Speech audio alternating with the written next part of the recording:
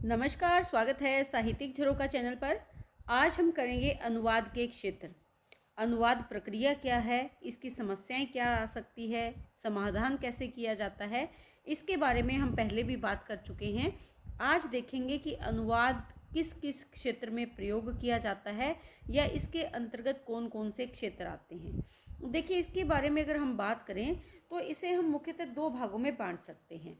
एक तो है साहित्यिक विषयों का अनुवाद और दूसरा भाग है साहित्येतर विषयों का अनुवाद, यानी साहित्य से अलग जो विषय हैं उनका अनुवाद। देखिए, अनुवाद प्रक्रिया कहाँ से शुरू होती है? एक भाषा का दूसरी भाषा में अंतरण। अंतरण का मतलब क्या है? परिवर्तन। कि हम एक भाषा में लिखित किसी भी रचना का दूसरी भाषा में जब परिवर्तन करने का प्रयास करते हैं तो उस प्रक्रिया को हम क्या कहते हैं? अनुवाद कहते हैं। यहाँ पर जो मूल भाषा होती है वो कौन सी भाषा है? वो स्रोत भाषा है। और जिसमें हमें अनुवाद करना है वो कौन सी भाषा है? वो लक्ष्य भाषा है। ये हम पहले भी बात कर चुके हैं इसके बारे में। तो स्रोत भाषा से किसी भी हमारे पास जो भी, चाहे वो कविता है, उपन्यास है या अन्य जो भी क्षेत्र से संबंधित हमारे पास विषय है, उसका हम अनुवाद जिस भाषा में करते हैं उसे लक्ष्य भाषा कहते हैं। अनुवाद प्रक्रिया को अगर देखें तो इस प्रक्रिया को अंतरण प्रक्रिया भी कह सकते हैं। अंतरण प्रक्रिया भी कहा जाता है। इसके साथ साथ अगर देखें तो इसे शब्दगत, यानी शब्दों को ध्यान में रखते हुए जो परिवर्तन किया जाता है वो शब्दगत अंतरण भी कहलाता है। इसके साथ साथ कलात्मक संप्रेषण भी कहा जाता है। इसे कलात्मक संप्रेक्षण भी कहा जाता है। इसका मतलब क्या है कि यहाँ पर जो मूल उद्देश्य हमारा है वो क्या है कि जो अर्थ है उसका तात्विक संप्रेषण करना, यानी अर्थ को ढूंढकर, अर्थ को पकड़कर हमें उस अर्थ में बदलाव नहीं लेकर आना है, बल्कि अपने जो शब्द हैं या जो हमारी भाषा है केवल उसमें बदलाव लेकर आना है। यहाँ पर भाव और अर्थ में कोई परिवर्तन नहीं होगा। अगर भाव और अर्थ में परिवर्तन होगा तो हम मूल विषय से भटक जाएंगे। तो अनुवाद करते समय इन सभी बातों का बहुत ध्यान रखना होता है। आज हम जो जानने का प्रयास यहाँ पर कर रहे हैं वो हम कर रहे हैं अनुवाद किस किस क्षेत्र में किया जाता है। यहाँ पर अगर हम बात करें साहित्यिक विषयों का क्षेत्र, कि साहित्य के कौन कौन से विषय ऐसे हैं जहाँ पर अनुवाद की प्रक्रिया अपनाई जाती है या उनका अनुवाद किया जाता है, तो इसमें कविता है, उपन्यास है, कहानी है, नाटक है, निबंध है, आत्मकथा, आलोचना और संस्मरण। साहित्य के अंतर्गत ये सभी ऐसे विषय हैं जिनमें अनुवाद प्रक्रिया का प्रयोग किया जाता है। लेकिन यहाँ पर मूल रूप से अगर देखें तो ध्यान किन बातों पर रखा जाता है? देखिए, ये सभी जो विषय हैं यहाँ पर सृजनात्मकता महत्वपूर्ण है। यानी ये सृजनात्मक साहित्य है जो भाव और कल्पना का समावेश करके इस कार्य को लेखन के माध्यम से अभिव्यक्ति दी जाती है। लेखक अपने विचारों को शब्दों में बांधकर उसे पढ़ने लायक बनाता है या पाठकों तक उसे पहुंचाने का प्रयास करता है। तो यहाँ पर जब हम इसका अनुवाद करेंगे तो हमें इसमें क्या ध्यान में रखना है कि जो भी पाठक है वो उसका आनंद खत्म ना हो, यानी उसको पढ़कर जो उसे आनंदित होना है वो आनंद उसे मिले, और इसके साथ साथ जो रसानुभूति है, यानी जो रसात्मक अनुभूति है वो भी समाप्त ना हो। और क्यों? क्योंकि जो लेखक है उसका मूल उद्देश्य यही तो है, इन रचनाओं को लिखने के पीछे ज्ञान के साथ साथ आनंद और रस की अनुभूति पाठक को करवाना, यही तो लेखक का मूल उद्देश्य रहता है। तो इस प्रकार यहाँ पर भाव को महत्व दिया जाता है, शैली को महत्व दिया जाता है, सौंदर्य को महत्व दिया जाता है, अभिव्यंजना शक्ति को महत्व दिया जाता है जब हम इनका अनुवाद करते हैं। यहाँ पर अनुवाद करते समय चाहे वो कविता है, उपन्यास है, कहानी है या जितनी भी साहित्यिक विधाएं हैं, इसमें ध्यान क्या रखना है कि जो सूक्ष्म बातें होती हैं भाषाओं की, एक मूल भाषा है, दूसरी हमारी लक्ष्य भाषा है। इस भाषा में लिखी गई कृति को इस भाषा में परिवर्तित करना है। तो यहाँ पर जब ये परिवर्तन करना है तो हमें दोनों भाषाओं के व्याकरण का पूर्ण ज्ञान होना चाहिए। जिन भी शब्दों का हम प्रयोग कर रहे हैं उन शब्दों का हमें पूर्ण ज्ञान होना चाहिए। इसके साथ साथ इन विधाओं की कलात्मकता बनी रहे, उसमें कोई परिवर्तन ना आए। इसके लिए जो बिंब होते हैं, प्रतीक होते हैं, अलंकार हैं, मुहावरे हैं, लोकोक्तियाँ हैं या अन्य जो सांस्कृतिक संदर्भ यहाँ पर लिए जाते हैं, उनमें किसी प्रकार का बदलाव नहीं आना चाहिए। यानी जब हम अनुवाद करते हैं तो हमें इन सभी मूलभूत बातों का ध्यान यहाँ पर रखना होता है। अब अगर कविता में अनुवाद की बात करें, कविता का अनुवाद कैसे किया जाता है? देखिए, वैसे अगर देखा जाए तो कविता का अनुवाद काफ़ी कठिन माना जाता है। कारण क्या है कि जब हम कविता का अनुवाद करते हैं तो मूल अर्थ में कुछ ना कुछ परिवर्तन आ जाता है। मान लीजिए हमने कोई भी एक अंग्रेज़ी की कविता ली और अंग्रेज़ी की कविता का अनुवाद हम हिंदी में कर रहे हैं, तो इसमें क्या होगा? अंग्रेज़ी में जिस तरह के शब्दों को बांध कर कविता लिखी जाती है, उनका अगर उसी तरह से अनुवाद करेंगे तो हिंदी में वो अपने अर्थ को सार्थक नहीं कर पाएंगे। यानी वो जो मूल उद्देश्य है, मूल जो कवि का भाव है, उससे हम भटक जाएंगे। तो कविता का अनुवाद वैसे कठिन माना जाता है, क्योंकि इसमें जो तत्व होते हैं, चाहे वो अलंकार है, चाहे प्रतीक है, चाहे बिंब है, रस योजना है, छंद है, इनका अनुवाद करने में अनुवादक को समस्याओं का सामना करना पड़ता है। इसीलिए कविता का जब अनुवाद करते हैं तो अनेक समस्याओं का सामना यहाँ पर अनुवादक को करना पड़ सकता है। लेकिन ऐसा भी नहीं है कि इसका अनुवाद संभव ही ना हो। क्यों? क्योंकि कविता का जब अनुवाद करते हैं तो हमारे पास ऐसे अनेक उदाहरण हैं जिसमें हम देखते हैं कि अंग्रेज़ी से हिंदी में अनेक कविताओं का अनुवाद हुआ है और इसके साथ साथ हिंदी से अंग्रेज़ी में भी हुआ है। यहाँ पर हरिवंश राय बच्चन का उदाहरण हम दे सकते हैं। हरिवंश राय बच्चन ने अंग्रेज़ी के जो रोमांटिक कवि हैं, कौन है? W.B. ईस्ट, उनकी रचनाओं का अनुवाद किया है। इसके साथ साथ उमर खयाम की रुबाइयों के और शेक्सपियर के नाटक हैमलेट का भी अनुवाद हो चुका है। और उन अनुवादों को अगर देखें तो वो किसी मौलिक सृजन से कम नहीं लगते, यानी उनका अनुवाद बहुत सुंदर तरीके से हुआ है। तो इसलिए हम मान सकते हैं कि कविता का अनुवाद करना कठिन तो है, लेकिन असंभव नहीं है। उसके बाद अगर उपन्यास विधा की बात करें तो उपन्यास विधा है या इसके साथ साथ कहानी विधा को भी अगर लेकर चलें, दोनों का तरीका एक ही तरह का होता है। कहानी का बड़ा रूप ही उपन्यास है। उपन्यास में कई कहानियाँ एक साथ चलती है और एक कहानी में एक घटनाक्रम को लिया जाता है। वैसे देखा जाए तो कहानी और उपन्यास का अनुवाद भी इतना सरल नहीं है। कारण क्या रहता है कि यहाँ पर जो लेखक है वो अपनी सृजनात्मकता से कुछ ऐसी रचना रचता है जो पाठक के हृदय को प्रभावित करती है। लेकिन जब हम उसका अनुवाद करते हैं तो वहाँ पर कुछ ना कुछ परिवर्तन आने की आशंका बनी रहती है। तो यहाँ पर अनुवादक की क्षमता पर निर्भर करता है वो कितने अच्छे तरीके से मूल जो उद्देश्य है उसको बिना खंडित किए, बिना उससे छेड़छाड़ किए, उसको किस प्रकार से परिवर्तन करता है भाषा के आधार पर। तो यहाँ पर मूल उद्देश्य परिवर्तित नहीं होना चाहिए।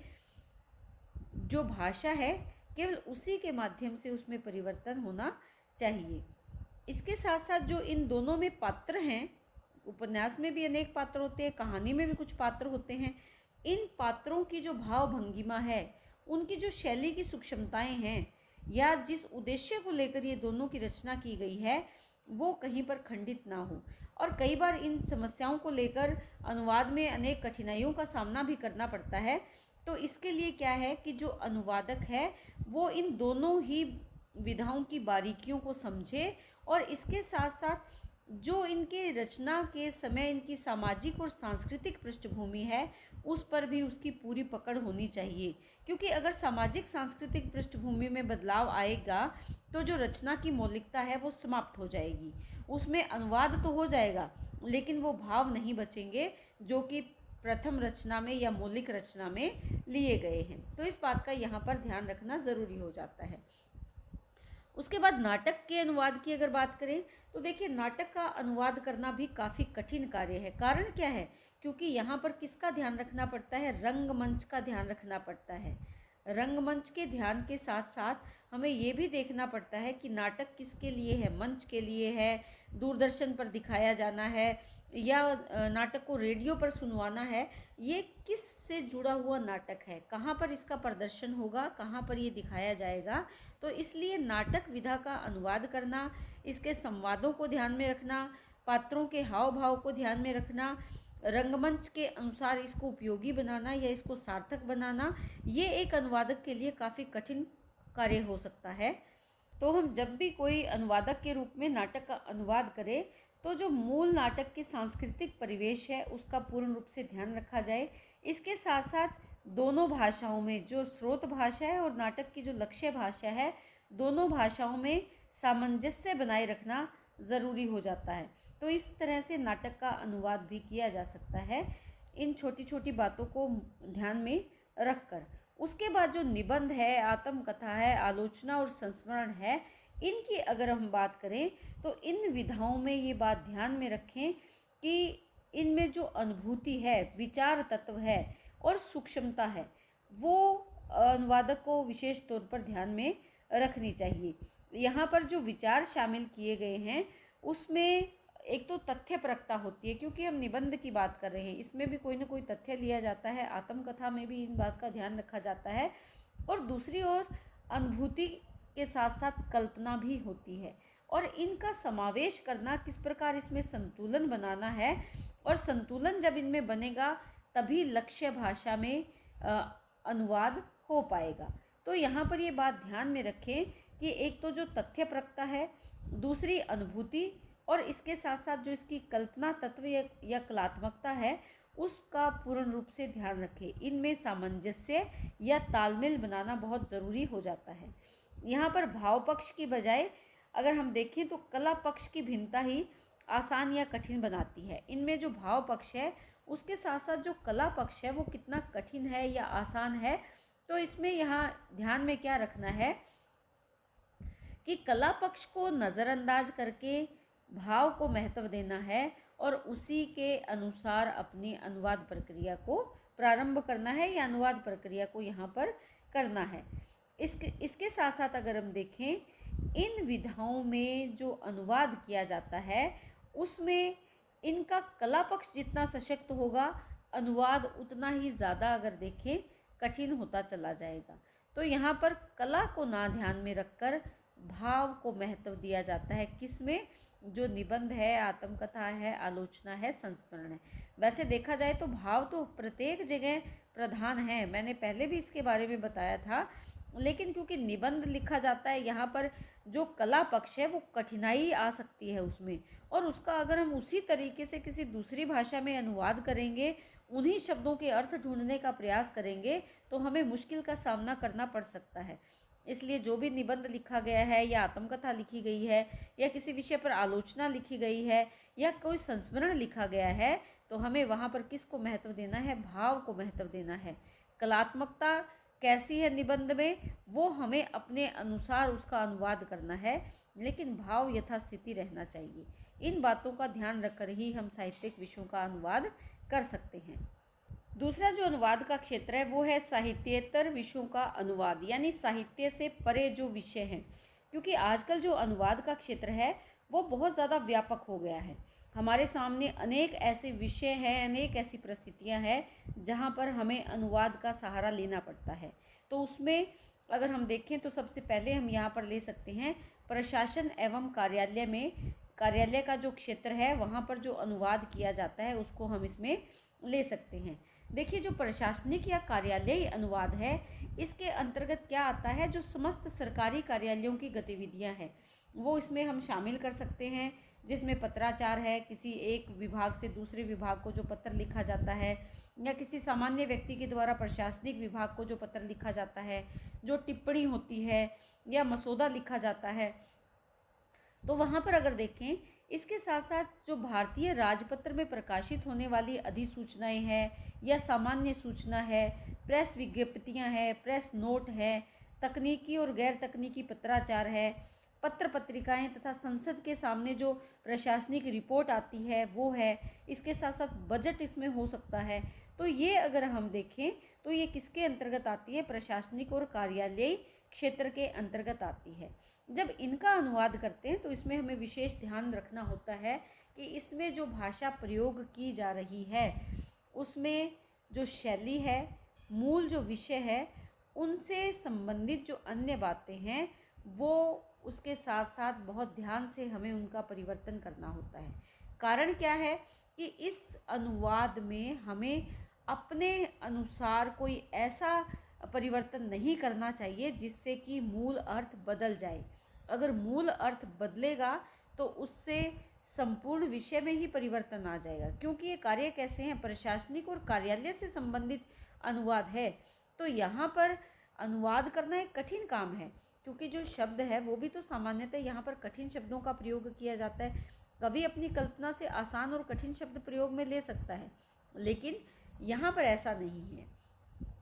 इसके साथ साथ जो यहाँ पर अनुवाद किया जाता है उसमें ये बात ध्यान में रखें कि उस अनुवाद को जब पढ़ा जाए तो वहाँ ऐसा अनुभव ना हो कि ये अनुवाद किया गया है, यानी अनुवाद की गंध या अनुवाद के सबूत हमें उसमें नहीं छोड़ने हैं।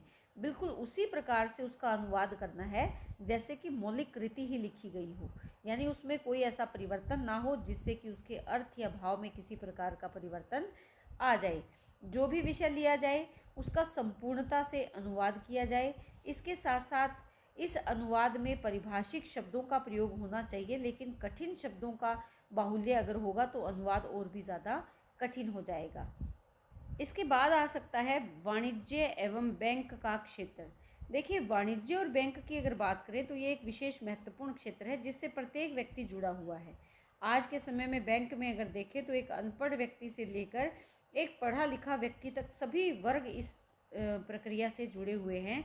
तो यहाँ पर जब हम अनुवाद कार्य का प्रयोग करते हैं तो वो बहुत ज़रूरी हो जाता है।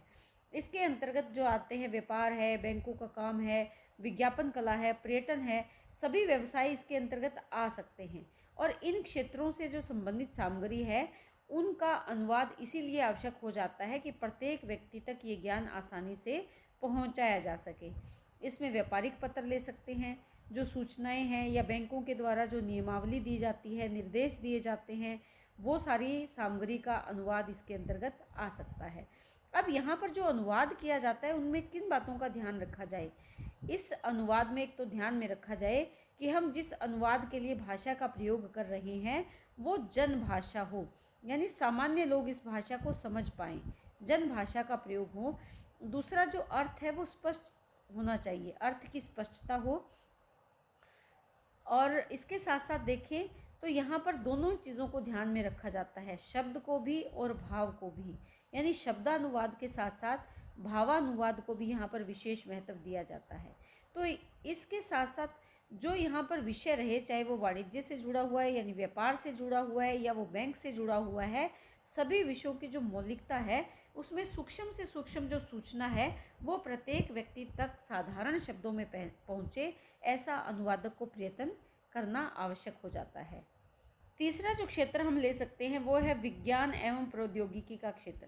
देखिए, विज्ञान और प्रौद्योगिकी के क्षेत्र की बात करें तो ये राष्ट्रीय और अंतर्राष्ट्रीय स्तर पर सहयोग बढ़ाने के लिए भी आवश्यक हो जाता है। क्यों? क्योंकि हम बहुत से ऐसे वैज्ञानिक उपकरण है या विज्ञान से संबंधित जो जानकारी है वो हम दूसरे देशों से भी प्राप्त करते हैं, दूसरे राज्यों से भी प्राप्त करते हैं। एक देश का वैज्ञानिक दूसरे देश में जाकर भी रिसर्च करता है। तो यहाँ पर अगर हम देखें विज्ञान और प्रौद्योगिकी के क्षेत्र की बात करें तो यहाँ पर ध्यान में क्या रखना चाहिए कि जो अनुवाद किया जा रहा है उसमें मूल जो लेख के भाव और विचार हैं या विषय वस्तु है उस पर विशेष ध्यान दिया जाना चाहिए। यहाँ पर विशेष ध्यान देने की आवश्यकता क्यों है? क्योंकि जैसे ही हम इस भाषा में बदलाव करेंगे, स्रोत भाषा से लक्ष्य भाषा में हम इसका बदलाव करेंगे तो क्या होगा कि अर्थ में परिवर्तन ना हो जाए। और विज्ञान के क्षेत्र में अर्थ का परिवर्तन अर्थ को अनर्थ बना सकता है, यानी उस विषय वो जो प्रयोग है या जो वो कार्य है उसमें अगर हम कोई छोटा सा भी बदलाव कर देते हैं तो उस अर्थ का अनर्थ बन जाता है, यानी वो उपयोगी नहीं रहता, हमारे लिए वो मुश्किलें खड़ी कर सकता है। तो जब भी हम हिंदी शब्दावली के द्वारा अनुवाद करते हैं किसी भी वैज्ञानिक विषय का या प्रौद्योगिकी से संबंधित विषय का, तो वहाँ पर हमें क्या ध्यान में रखना है, शब्दावली से जो समानार्थी शब्दों का चयन एवं उसकी दूसरी भाषा में किस प्रकार से हम उसको प्रस्थापित कर सकते हैं। प्रस्थापन का मतलब उपयोग कर सकते हैं। ताकि जो मूल विषय है वो यथास्थिति में बना रहे, उतना ही उपयोगी बना रहे। तो यहाँ पर जो शब्दावली अपनाई जाती है या जो शब्दावली प्रयोग की जाती है, उसमें हमें ये ध्यान में रखना है कि पाठक का स्तर कैसा है, किस प्रकार के विषय के बारे में, विज्ञान के किस प्रकार के विषय के बारे में जानना चाहता है, प्रौद्योगिकी के किस क्षेत्र की वो बात करना चाहता है। तो यहाँ पर ये बात ध्यान में रखें कि जो मूल उद्देश्य है, जो मूल विषय है, उससे शब्दों के द्वारा भटकाव उत्पन्न ना हो।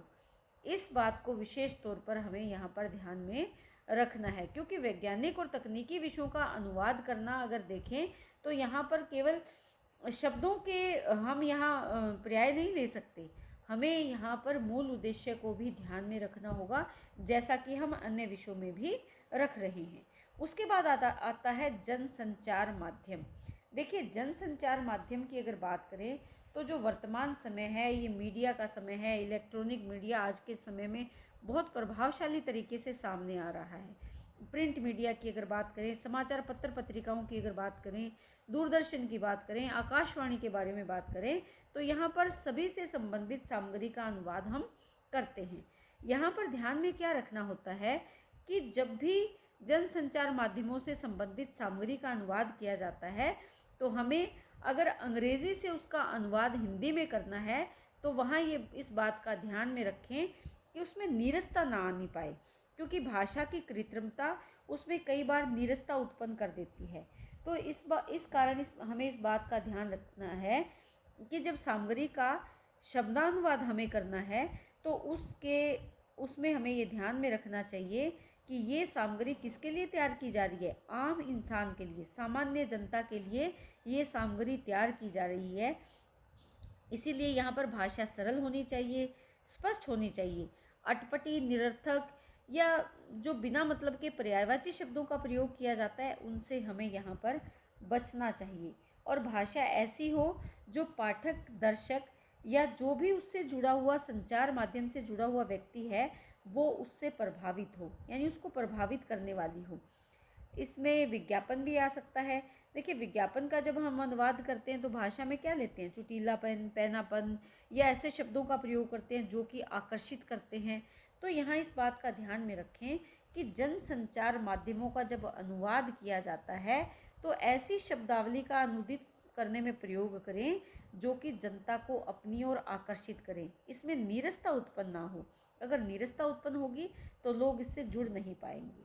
उसके बाद आ जाता है विधि का अनुवाद क्षेत्र। विधि अनुवाद का क्षेत्र में जो अगर देखें, जो विधि साहित्य है, वो उससे जो सामग्री है, विधि साहित्य की जो सामग्री हमारे पास है, उसमें भी अनुवाद किया जाता रहा है समय समय पर। इसमें क्या आता है, विधि में भारतीय संविधान आता है, कानून के जो नियम है, कोर्ट कचहरी के जो मुकदमे हैं, या जो हमारे संविधान की संशोधित धाराएं हैं, कानूनी संहिता है, ये यानी कानून से जुड़ी हुई जितनी भी सामग्री है वो इसमें आ जाती है।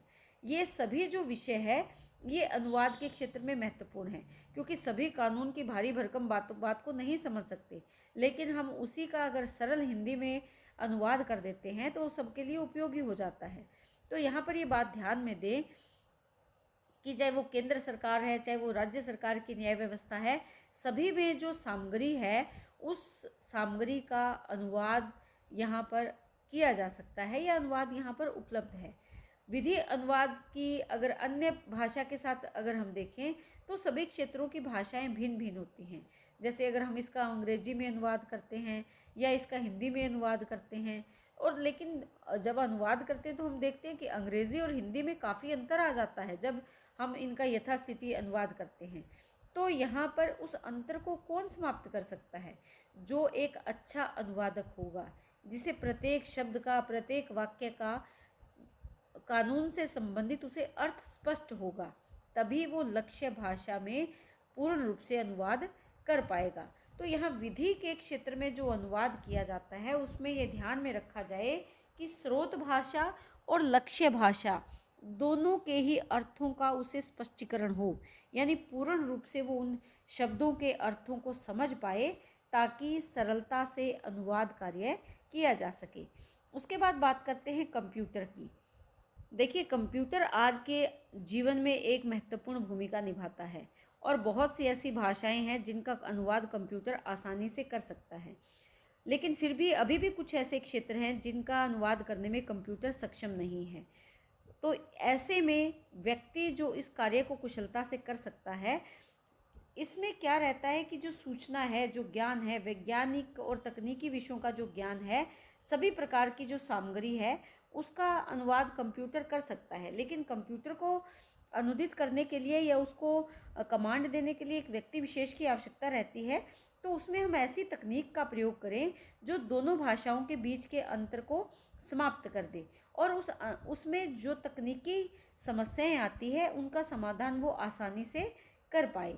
कंप्यूटर अनुवाद में अगर देखें तो किस प्रकार से सही पर्यायवाची शब्द का चयन किया जाए, कैसे भाषाओं के व्याकरण का चयन किया जाए, जो शब्दावली है, वर्तनी है, वो किस प्रकार से उसमें शामिल की जाए, इन सभी बातों को विशेष रूप से ध्यान में रखा जाता है। इसी प्रकार से समाजशास्त्र है, राजनीति शास्त्र है, मनोविज्ञान का जो क्षेत्र है, कृषि या पर्यटन का जो क्षेत्र है, इनका अनुवाद करते समय भी इन विषय से सामग्री का पूर्ण ज्ञान होना चाहिए, तभी अनुवाद कार्य यहाँ पर हो पाएगा। अगर मैं इस सभी के बारे में बहुत विस्तार से बताऊंगी तो वीडियो बहुत लंबा हो जाएगा। तो देखिए, अनुवाद का एक ही यहाँ पर मुख्य नियम है कि जो स्रोत भाषा है और जो लक्ष्य भाषा है, दोनों का पूर्ण रूप से अगर ज्ञान होगा और उस विषय से, जैसे समाजशास्त्र का पूरा ज्ञान हो, राजनीति शास्त्र का पूरा ज्ञान हो, केवल भाषा के साथ साथ उस विषय का जिसका हमें अनुवाद करना है उसका भी पूर्ण ज्ञान हो, तभी अनुवादक पूर्ण रूप से अनुवाद सफलतापूर्वक कर पाएगा और वो अन्य समाज के लोगों के लिए भी वो उपयोगी हो पाएगा। तो उम्मीद करती हूँ कि प्रश्न आपको बहुत अच्छे से समझ में आया होगा। इसी के साथ बहुत बहुत धन्यवाद।